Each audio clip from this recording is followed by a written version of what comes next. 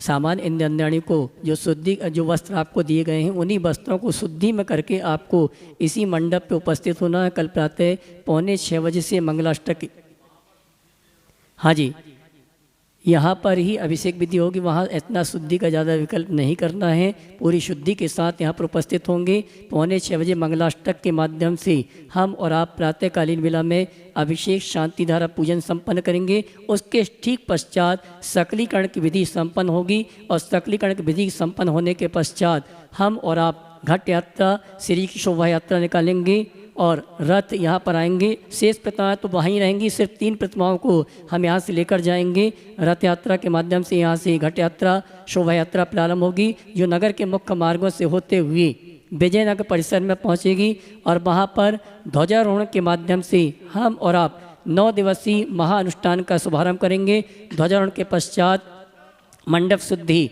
मंडप प्रतिष्ठा, शकलीकरण आदि की विधि संपन्न होगी। अभिषेक पूजन होगा, मनीषी के मंगल प्रवचन होंगे और कल प्रातः काल की बेला में ही सिद्ध चक्र महामंडल विधान की पहली पूजन के 8 अर्घ समर्पित हो जाएंगे। इसलिए सभी मंडल पुण्याजक इंद्राणी, सामान्य इंद्राणी सभी के लिए सूचना है, जो आपको वस्त्र दिए गए हैं कमेटी द्वारा, उन वस्त्रों को शुद्धि में पहन के ही आपको यहाँ पर उपस्थित होना है। बिना धुले वस्त्र पहन के आप इस अनुष्ठान में सम्मिलित ना हो, ये सभी से निवेदन है। घट यात्रा के कलश भी यहाँ पर आ चुके हैं और घट यात्रा के कलश प्रातःकाल की वेला में आपको प्रदान किए जाएंगे। बहुत ही सुंदर घट यात्रा के कलश यहाँ पर उपलब्ध हैं। ये कलश आपको प्रातःकाल की वेला में दिए जाएंगे। मात्र 500 रुपये की राशि निश्चित की गई है। जो भी घट यात्रा के कलश लेना चाहते हैं अपनी राशि नगद लेके आएंगे, नगद आपको ये कलश प्रदान किए जाएंगे। बहुत ही सुंदर ये कलश आप देख रहे हैं। इन कलशों के माध्यम से पूरे मंडप की शुद्धि आदि का कार्यक्रम संपन्न होगा और स्मृति के रूप में आपको घर में ले जाने के लिए ये प्रदान किया जाएगा। और बाहर से जो भी अतिथि आ रहे हैं, जो भी मंडल पुण्याजक आ रहे हैं, अपने आने की सूचना प्रेषित कर दें, जिससे व्यवस्थित आपके लिए जो वस्त्र आदि हैं वो प्रदान किए जा सकें। आवास व्यवस्था की सूचना सभी तक पहुंचाई गई है।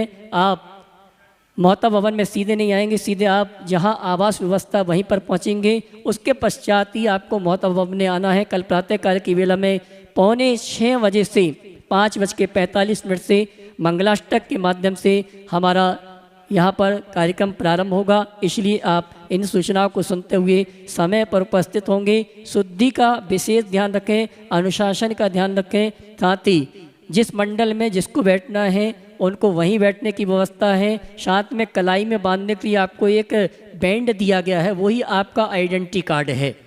कोई आइडेंटिटी कार्ड अलग से नहीं दिया गया है। ये बैंड आपका मंडप में काम आएगा। ये बैंड आपका भोजनशाला में जब भोजन करने जाएंगे उस समय काम आएगा। इसलिए आप कल अपनी अपनी कलाई में बैंड पहन के जरूर आएंगे, जिससे आपको व्यवस्थित कहाँ कैसे बैठना है ये व्यवस्था आपको व्यवस्थित की जा सके। आई इन्हीं सभी सूचनाओं के साथ पुनः सभी के लिए कहना चाहूँगा, सभी मंडल पुण्याजक जो भी टीवी के माध्यम से इस कार्यक्रम को, इस सूचना को सुन रहे हैं, 5:45 में कल प्रातःकाल की वेला में आपको जो वस्त्र दिए गए हैं उन्हीं वस्त्रों को शुद्धि में करके यहाँ मोहता भवन में उपस्थित होना है।